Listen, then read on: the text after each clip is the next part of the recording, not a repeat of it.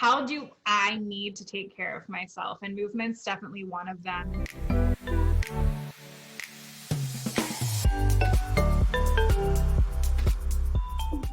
I want to ask about like personal and professional development or just ways in which you've worked on bettering yourself these last few months. I know one thing, I'll lead you a little bit, but I know one thing you've been doing is you told me you're spending a lot more time on movement, that every day Yeah. you're making sure you get up, you get things going, and physical Yeah. activity has become really important to you.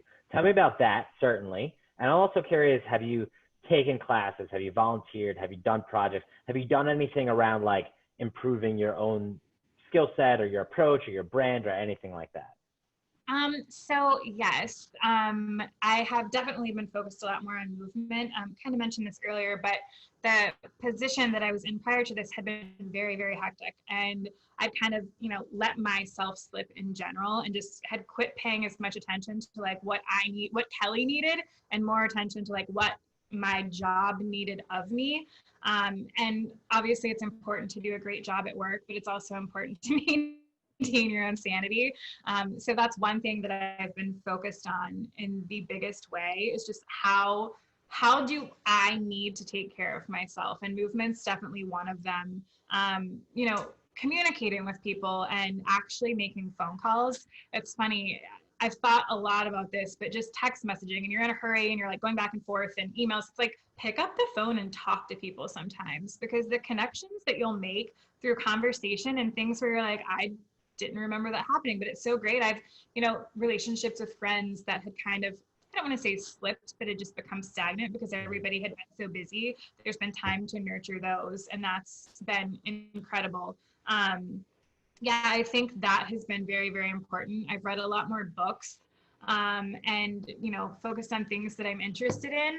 I haven't done a whole lot of volunteering yet, just given the landscape of COVID, which shame on me to a certain extent, but I've really started researching things I'm passionate about and things that I want to get involved in.